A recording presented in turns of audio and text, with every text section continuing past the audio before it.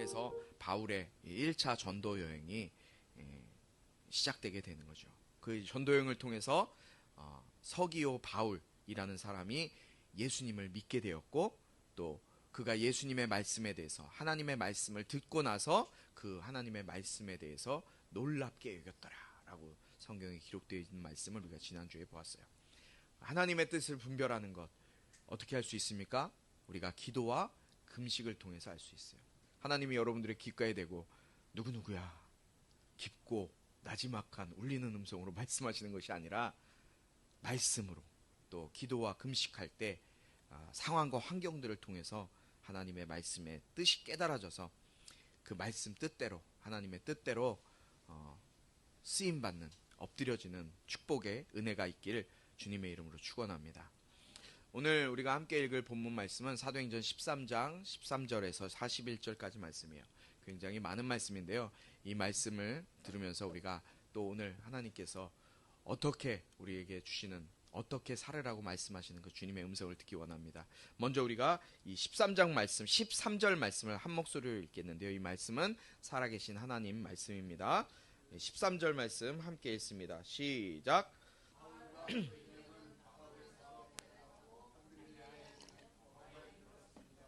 그곳에서 요한은 그들과 헤어져 예루살렘으로 돌아갔습니다. 아멘.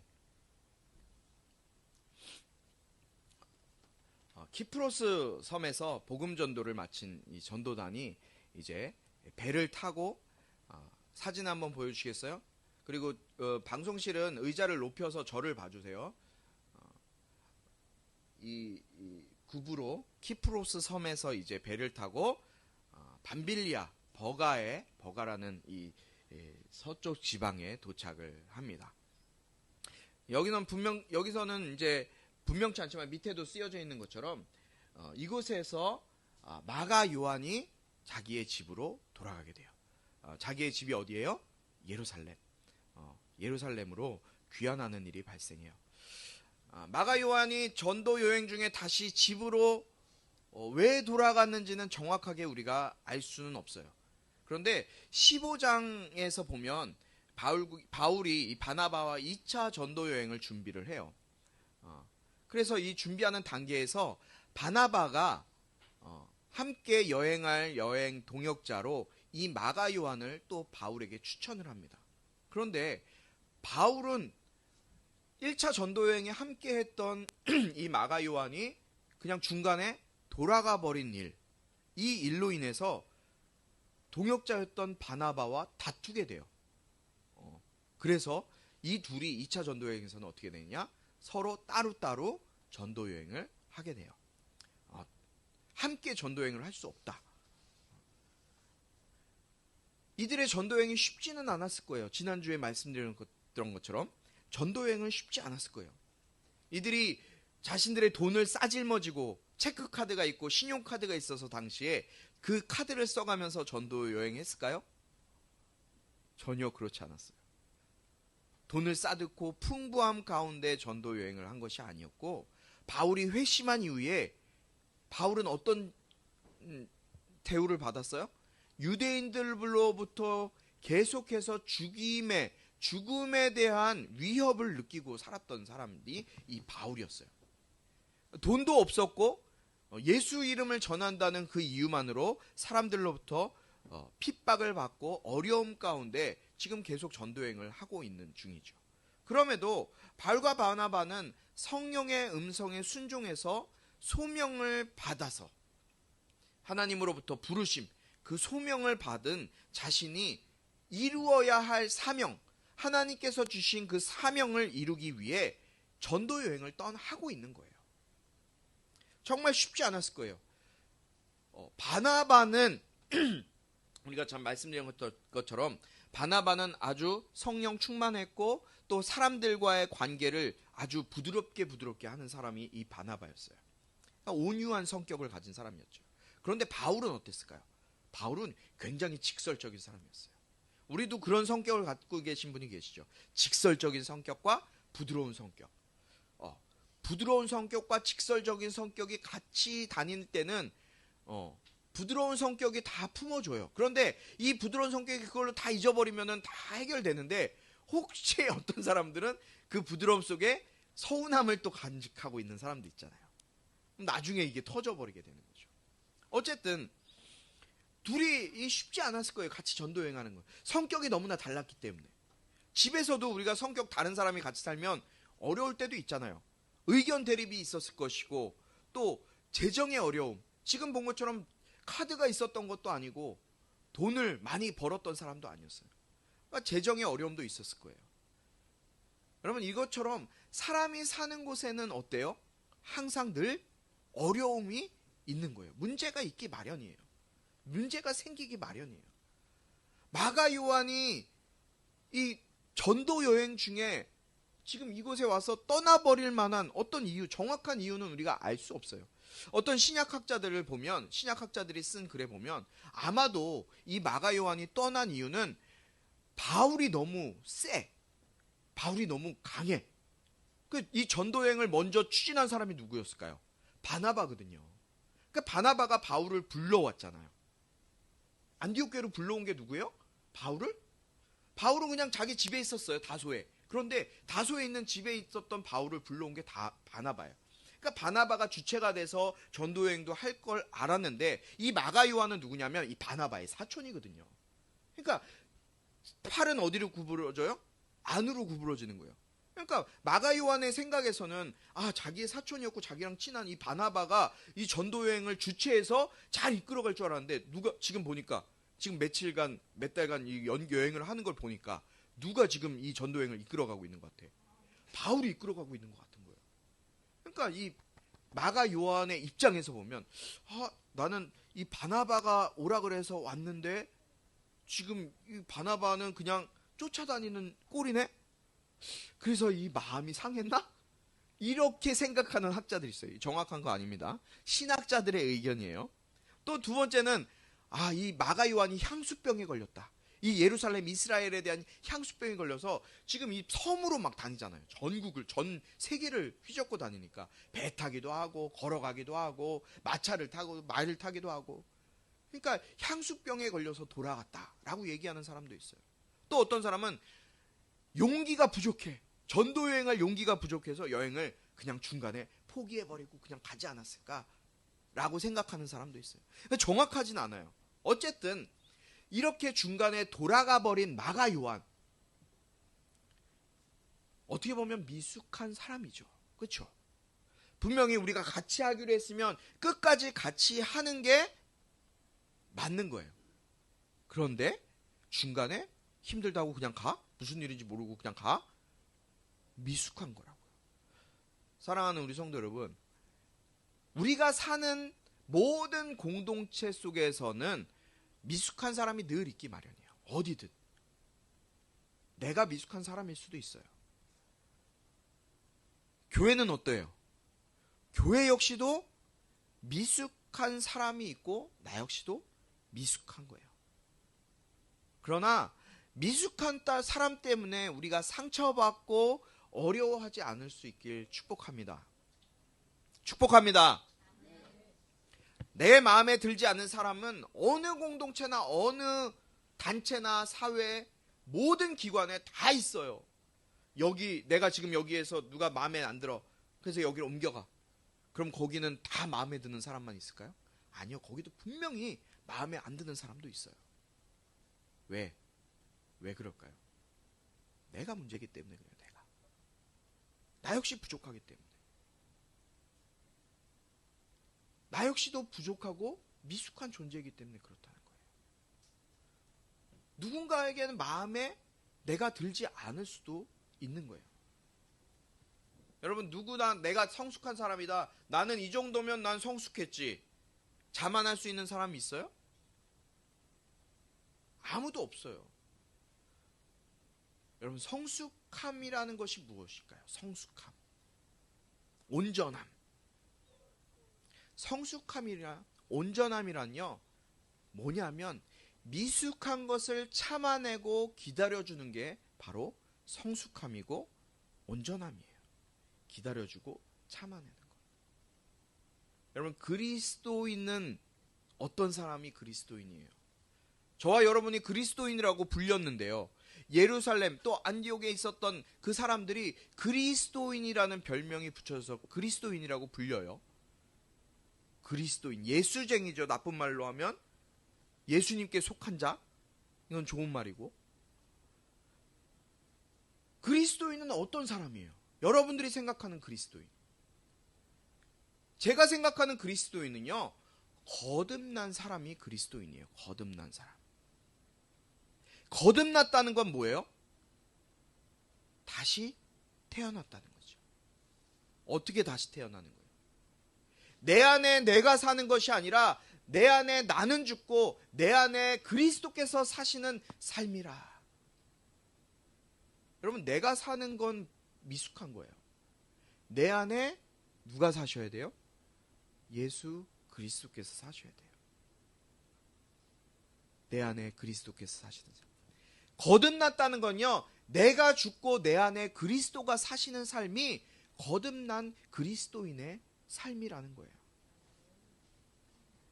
내 안에 내가 죽고 내 안에 그리스도께서 사시는 사람은요, 예수님의 마음을 담아낼 수 있는 사람이에요. 여러분, 저는 뭐 너는 잘 담아내냐? 아니요, 저도 미숙해요. 저도 너무 부족해요. 그런데 여러분, 놀라운 건요, 금식하니까 조금 담아내겠더라고요. 금식하니까 나도 모르게 그냥 담아내겠더라고요. 제가 지난주에 금식을 했거든요. 여러분들을 위해서 또 기도하기도 하고, 금식하고 기도하니까 담아내겠더라고요. 여러분, 불평불만, 미숙한 사람 때문에 불평불만하고 딴소리하는 것이 아니라 하나님께서 그 미숙한 사람을 나를 위해서 주신 선물로 여기고 참아낼 수 있는 인내와 품을 수 있는 성숙함, 그리고 믿음과 사랑이 저와 여러분의 삶 가운데 더욱더 넘치도록 부어지게 되길 주님의 이름으로 축복합니다. 성숙한 그리스도인은요, 미숙한 것을 담아내는 거예요. 우리 14절, 16절 말씀 함께 읽습니다. 시작. 비시디아 안디옥으로 갔습니다. 안식일이 돼 회당에 들어가 앉았습니다. 율법서와 예언자들의 글을 낭독한 뒤에 회당 지도자들이 바울과 바나바에게 전가를 보내 형제들이여, 이 사람들에게 권해줄 말씀이 있으면 하시오라고 했습니다. 바울이 일어나 손짓하며 말했습니다. 이스라엘 사람들, 또 하나님을 경외하는 이방 사람들이여, 내 말을 들으십시오. 아멘. 이제 바울이 그곳에서 비시디아라는 곳에, 비시디아 안디옥에 도착해요. 북쪽으로 한 50km 정도 더 가는 지역이에요. 150km 정도 가는 지역이에요. 이곳은요, 해발 100m 되는 아주 높은 고산지대라고 해요.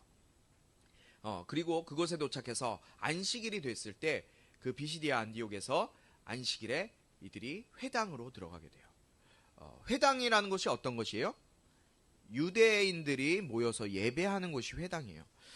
상당수의 유대인들이 그곳에 머물고 있었기 때문에 유대인들을 위한 회당이 유대인들이 사는 마을에는 언제나 항상 있었어요.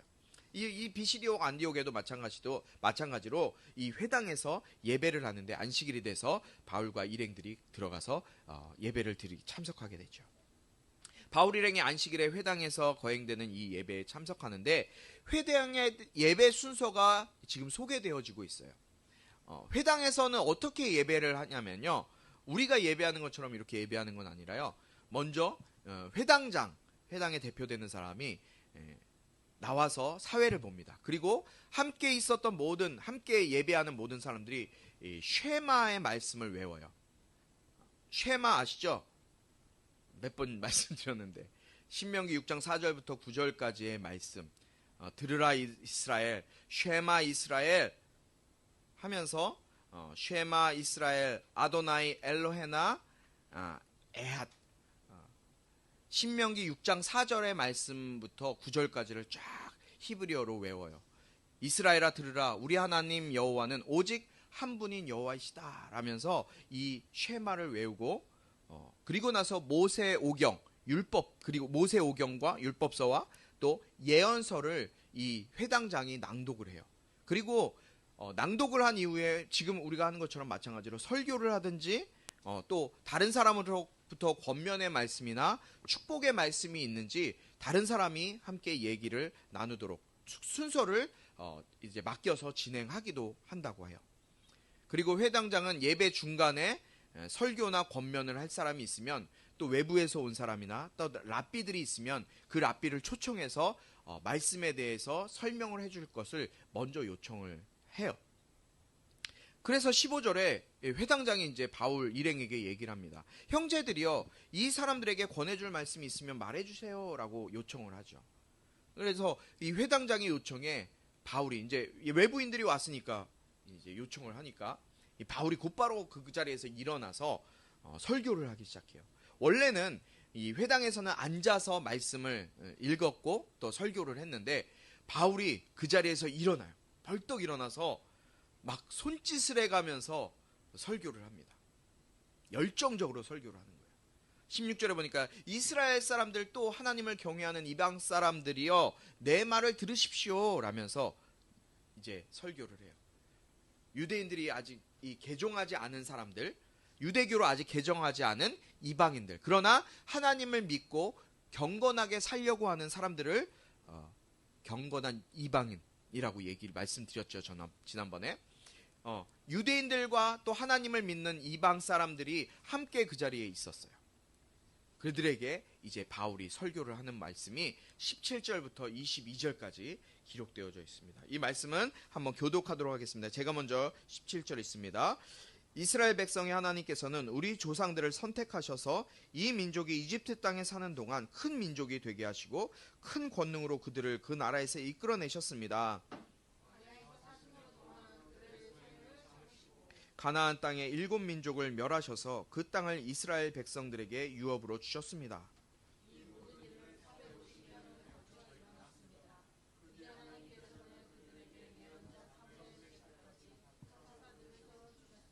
그 후 백성들이 왕을 요구하자 하나님께서 베냐민 지파 기스의 아들 사울을 주어 40년 동안 다스리게 하셨습니다. 그리고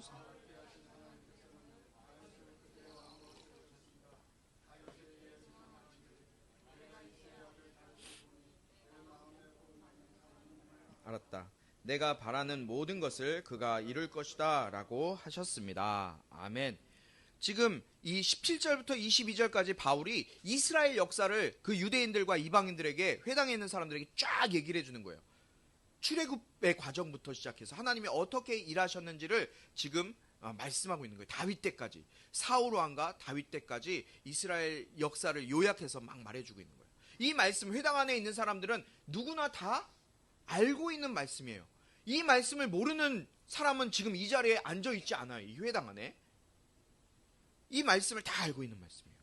왜냐하면 구약이 그들의 가장 중요하게 생각했던 말씀이었기 때문에, 생명과도 여겼던 말씀이었기 때문에, 모세를 통한 출애굽, 그리고 가나안 땅 정복, 그리고 사사시대를 거쳐서 그들이 원했던 왕, 하나님께서 그들이 왕을 원해서 왕을 세워주셨는데 그 왕이 누구예요? 첫 번째 왕이 사울이 40년 동안 다스렸고 그가 그 뒤를 이어서 다윗을 왕으로 하나님이 세우셨다.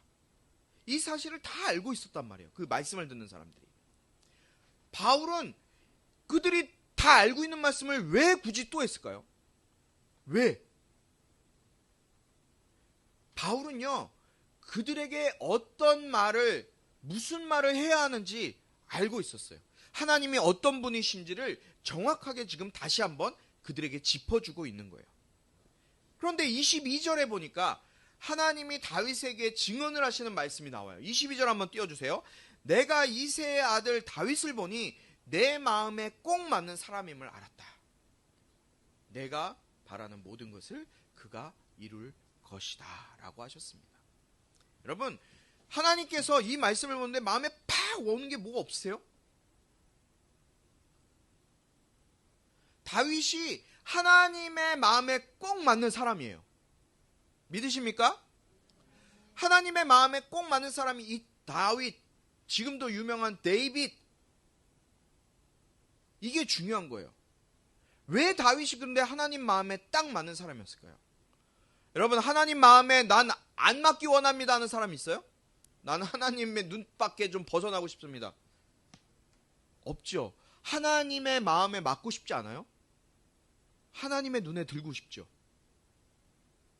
그런데 다윗은 하나님의 마음에 딱 맞는 사람이었다 그래요. 왜냐하면 다윗은 하나님이 바라는 것을 다윗이 이룰 것임을 알았기 때문에 라고 기록하고 있어요. 여러분, 다윗은요, 내가 원하고 내가 바라고 내가 찾고 내가 구하는 것이 아니라 다윗은 하나님이 바라시는 것을 다윗을 통해 이루어질 것을 알고 하나님이 원하시는 일을 자기를 통해 하나님이 하시도록 삶 가운데 하나님의 원하시는 일을 이루기를 원했던 사람이 다윗이란 말이에요. 그래서 하나님 마음에 다윗이 꼭 맞았던 거예요. 여러 가지 이유가 있을 수 있겠지만 이 말씀에 보면 하나님의 마음에 합한 자는 하나님께 쓰임받기 위해서 본인이 모든 것, 자기의 삶을 하나님의 마음에 합한 자, 하나님의 일을 이루기 위해서 살았던 자가 다윗이었기 때문에 그렇다는 거예요. 우리가 주님을 믿는 것, 좋은 집, 좋은 차, 좋은 학교, 좋은 옷, 이걸 잊기 위한 돈을 벌고 세상에서 잘 살고 세상에서 누릴 만한 그것을 찾기 위해 사는 것, 그것을 위해서 기도하지는 않나요? 내가 이 세상에서 누릴 것을 하나님으로부터 얻기 위해서 기도하고 찾는 그런 삶을 살아가지 않나요? 그런데요, 예수님이 말씀하신 성경에서 이야기하는 복은요, 세상에서 말하는 복과는 너무 달라요. 너무 달라요. 그래서 우리는 하나님의 마음에 안 맞는 것일 수 있어요. 왜냐하면 내 입맛에 맞는 대로 주님께 구하고 교회 나오고 예배드리고 기도하니까요. 그런데 다윗은 내 뜻을 위해 산 것이 아니라 하나님의 뜻을 이루기 위해서 살았던 사람이기 때문에 하나님의 마음에 합한 사람이라고 주님이 인정하신 거예요. 하나님은 어쩌면요, 내가 이 땅에서 무슨 집에 사는지, 무슨 차를 타고 다니는지, 무슨 학교, 무슨 직장 다니는지 전혀 관심 없을 수도 있어요. 다만 내가 하나님의 뜻을 이루기 위해서 예수의 이름으로 살아가고 있는지, 예수의 이름이 있는 사람인지, 저 사람에게 예수가 있는가, 하나님은 그것에만 관심이 있으신 거예요. 돈 많이 벌어서 헌금하는 것, 하나님이 기뻐하실까요? 물론 돈 많이 벌면 좋아요. 근데 그게 다가 아니라는 거예요. 이 세상의 모든 것을 통치하시는 하나님이, 이 모든 것을 섭리하시는 하나님이 내가 얼마를 벌어야, 하나님 앞에 얼마를 벌어야 헌금해야 하나님이 만족하실까요? 이 모든 게 다 하나님이 주인이신데. 여러분, 착각하지 마시기 바라요. 우리에게 주신 그 예수의 이름으로 사는 자, 예수의 이름에 능력이 있는 자, 예수의 이름 있는 자가 주님의 마음에 합한 자예요. 바라기는 우리 꿈꾸는 교회 예배하는 모든 성도들의 삶이 예수의 이름으로 사는 자가 되길 주님의 이름으로 축복합니다. 23절에서 25절까지의 말씀을 우리 한 목소리로 읽습니다. 시작. 하나님께서 약속하신 대로 다윗의 자손 가운데 구세주를 이스라엘에게 보내주셨는데 그 사람이 바로 예수입니다. 예수께서 오시기 전에는 요한이 이스라엘 모든 백성들에게 회개의 침례를 선포했습니다. 그리고 요한은 자기 사역을 끝마칠 무렵 너희는 나를 누구라고 생각하느냐? 나는 그리스도가 아니다. 그러나 그리스도는 내 뒤에 오실 것인데 나는 그분의 신발끈을 풀 자격도 없는 사람이다 라고 말했습니다. 아멘. 너희들이 알고 있는 성경 말씀에 따라 너희들은 다윗의 약속을 받았다. 그 약속하심이 뭐예요? 사무엘하 7장에 보면 나와요. 내 날들에 끝나고 내가 조상들과 함께 잠들 때 내가 내 몸에서 나올 내 자손을 일으켜 내 뒤를 잇게 하고 내가 그의 나라를 든든히 세울 것이다. 이게 하나님과 다윗의 언약 말씀이에요. 그래서 사무엘하 7장은요 언약장이라 그래요. 언약장. 하나님과 다윗의 언약. 다윗은 이 언약을 붙들고 기억하고 살았어요. 다윗을 통해서 결국 누가 오는 거예요? 메시아이신 예수 그리스도께서 오신 거예요. 지금 바울이 이 니네가 믿는 그 다윗, 니네가 그렇게 목숨처럼 여기는 모세를 통한 율법이 주어졌고 그 율법을 통해서 다윗에게 약속하신 메시아, 그 메시아 예수 그리스도로 오셨다. 침례 요한, 니네가 그렇게 존경하는 침례 요한, 그 침례 요한도 내 뒤에 오실 그분, 내가 그분 신발끈도 맬 수 없는 사람이다 라고 했던 그 사람이 바로 예수 그리스도시다. 다윗에게 약속하신 그 약속의 말씀의 성취, 언약의 성취가 이미 이루어졌다. 할렐루야. 이루어졌어요. 그 성취가 누구냐? 예수님이세요. 예수님. 26절에 보니까 아브라함의 자손인 형제들이여 그리고 하나님을 경외하는 이방 사람들이여 하나님께서 이 구원의 말씀을 우리에게 보내주셨습니다. 여러분 제발 좀 하나님의 말씀, 예언을 이루신 이 구원의 말씀, 예수님을 우리에게 보내주신 이 말씀, 구원을 보내주셨습니다. 제발 좀 믿으세요. 이미 보내주셨어요. 당신들이 찾고 있는 게 아니라 이미 보내주신 거예요. 여러분 이 말씀 믿으시기 바라요. 이미 보내주셨어요. 예수님 구원자를. 27절부터 37절까지 말씀인데요. 쭉 한번 같이 읽도록 하겠습니다. 27절 제가 읽습니다. 예루살렘에 사는 사람들과 그 지도자들은 예수를 알아보기는커녕 오히려 예수를 정죄해 안식일마다 읽는 예언자들의 말씀을 그대로 이루었습니다.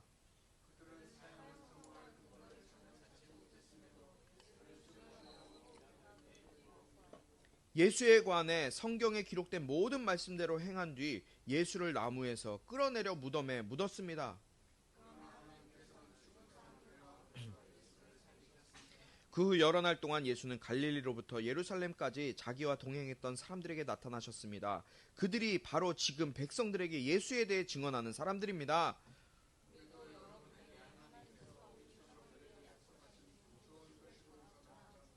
하나님께서는 예수를 살리심으로써 그들의 자손인 우리에게 그 약속이 이루어지게 하셨습니다.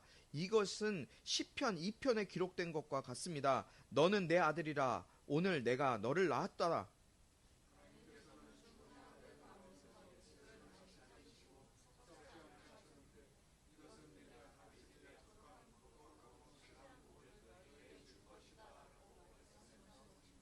또 다른 시편에도 기록되어 있습니다. 주께서는 주의 거룩하신 분을 썩게 내버려 두지 않으실 것입니다.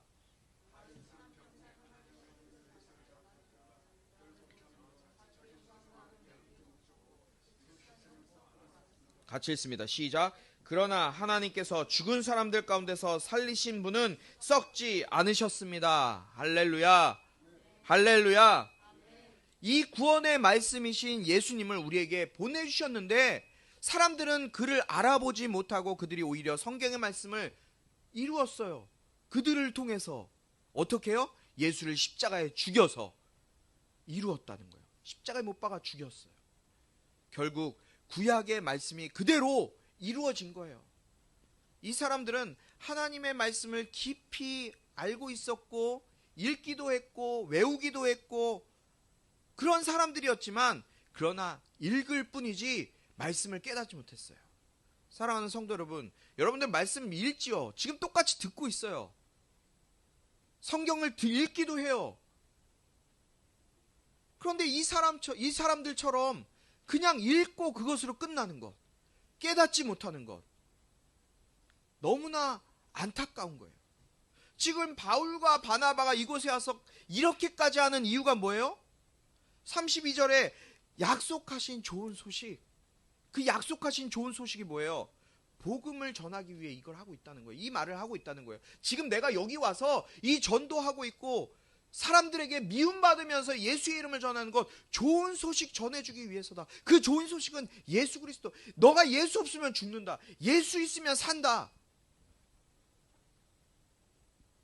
아무리 좋은 거를 전해줘도 받아들이지 못하면 끝이에요. 여러분, 받아들이는 것, 여러분 이 자리에 나와 있는 것, 그게 바로 은혜예요. 제가 요새 계속 느끼는 건 뭐냐면, 에베소서 2장에 하나님께서 우리에게 구원을 주시는데 구원은 믿음으로 말미암았어요. 반드시 구원은 믿음이에요. 예수 그리스도를 믿는 것. 그런데요, 들어도 믿지 못하는 경우가 많이 있어요. 그 앞에 보면 뭐라고 기록되어 있어요? 그 앞에요? 하나님의 은혜로 말미암아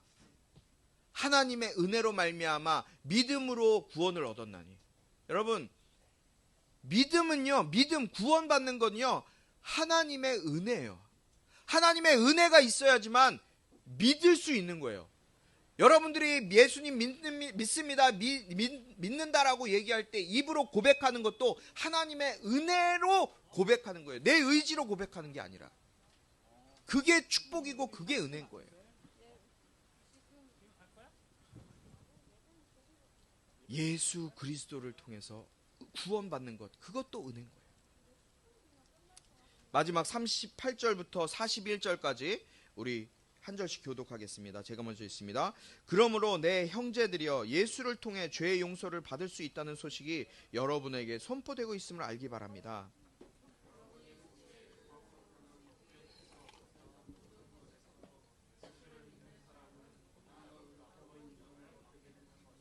그러므로 예언자들이 말한 것이 여러분에게 일어나지 않도록 조심하십시오. 너희는 놀라고 망하라. 내가 너희 시대에 한 가지 일을 행하겠다.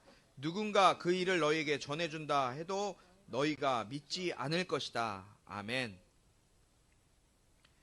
38절에 보니까 예수를 통해 죄 용서를 받을 수 있다는 좋은 소식. 여러분, 복음은요 다른 게 아니에요. 이 땅에서 축복받고 잘 사는 게 복음이 아니에요. 여러분들 기억하세요. 좋은 학교 가고 좋은 집 살고 좋은 남자 만나는 것, 그게 복이 아니에요. 복음이 아니에요. 우리에게 주신 복음은요, 예수를 통해 죄 용서받을 수 있다는 거예요. 지금까지 네가 어떻게 살았던, 무슨 짓을 했건 예수 만나면 구원받을 수 있다는 거예요. 그게 복음이에요. 그런데 교회 가면요, 큰 교회들은 갈수록 예수 믿고 교회 나가면 잘 된다? 잘 될 수도 있고 안 될 수도 있어요. 하나님은 그거 관심 아니에요. 여러분, 그거 예수가 복이면요, 예수님만큼 저주받은 사람이 어디 있어요? 오래 사는 거, 장수하는 거 복이면요, 예수님 33살 제일 젊을 때 죽었어요. 좋은 집 살고 좋은 차 끌고 다니는 게 복이면요, 예수님은 머리 둘 곳도 없었대요. 세상에서 이야기하는 복과 예수님의 복은 다른 거예요. 그런데 우리는 뭘 구하고 살아요?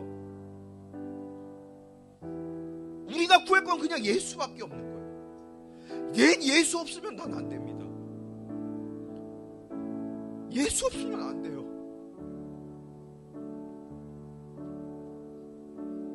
지금도 말씀은 동일하게 선포되어져요. 지금 이 자리에도 말씀은 동일하게 선포되어지고, 어느 자리에서든 주일날 11시에 모든 교회가 예배 말씀은 선포되어져요. 모든 사람이 듣고 있어요. 그런데 41절에 보니까요, 어떤 사람은 비웃어요. 예수 믿으세요. 당신 예수 없으면 죽어요. 얘기해도요, 어떤 사람은 비웃고 받아들이지 않아요. 그래, 너나 믿어. 사랑하는 우리 성도 여러분, 복음은요, 내 죄가 깨달아지고 그 죄로 내가 지옥 갈 수밖에 없는 인생이지만, 예수를 통해, 예수 있으면 예수를 통해 내가 그 죄를 용서받고 천국의 놀라운 유업을 내가 받을 수 있고 누릴 수 있게 된다는 것, 그것이 바로 복음이에요. 이 세상에서 누릴 수 있는 모든 것을 누려도 우리가 죽음 이후에는 아무것도 가져갈 수 있는 것이 없어요. 누릴 수 있는 것도 없어요. 이 땅에서 예수 복음으로 거듭난 사람은 이전과는 다른 삶을 살아가게 돼요. 예전과는 다른 삶을 살아가요. 왜요? 내 죄가 심각하게 깨달아지게 되어서 나는 죽을 수밖에 없는, 지옥 갈 수밖에 없는 죄인인데 나를 구원해 주셨어? 내가 뭔데? 나를 구원해 주신 그 은혜가 감사하고 감격스러워서 내가 더 드릴 것 없나 하나님께? 나를 왜 구원해 주셨지? 나한테 왜 예수를 하나밖에 없는 그 아들이신 예수님을 죽이셨지? 내가 뭘 더 섬기고 더 심을고 더 사랑할까 고민하게 되기 때문에 삶에 있어서 성령의 열매를 맺어갈 수밖에 없는 거예요. 성령의 9가지 열매를. 사랑하는 우리 꿈꾸는 교회 성도 여러분, 복음은 다른 곳에서 오는 게 아니에요. 복음은 나는 죄인이지만 지옥에 떨어질 수밖에 없는 더러운 죄인이지만 나를 위해 예수님이 구원해 주셨구나, 나를 살려주셨구나, 그것에 감격하고 감사하고 내 삶을 그 감사함에 못 이겨서 주님 앞에 드리는 거예요. 왜 목사님 돈도 못 벌면서 그 목회하고 있어요? 왜 교회 왜 그렇게 맨날 가서 그러고 있어요? 돈이 중요한 게 아니에요. 나를 구원해 주신 그 은혜가 너무 감격스러웠어. 그 감격이, 그 구원의 감격이 저와 여러분에게 매일매일 갑절의 은혜가 되어서 기쁨과 감사로 나타내게 되길 주님의 이름으로 축복합니다. 우리 같이 좀 기도하겠습니다. 주님, 이 땅에서의 누릴 수 있는 복과 이 땅에서 이야기하는 축복이 아닌 예수, 가장 중요한 삶의 의미, 오늘 우리가 찬양에서 고백했던 것, 예수 아니면 내가 안 됩니다. 예수님만이 나의 주인이십니다. 그리스도의 은혜와 하나님 아버지의 극진하신 사랑과 성령의 감화, 감동, 치유, 회복, 세워주심의 은혜가 이 세상의 복을 찾고 구하는 인생이 아니라 참 생명이신, 참 복이신 예수 그리스도 이름에 생명 걸고 소망 두는, 그렇게 두기로 작정하고 예수 이름 앞에 나가기로 다짐하는 모든 심령들 가운데 지금부터 영원토록 함께하기를 축원하옵나이다. 아멘.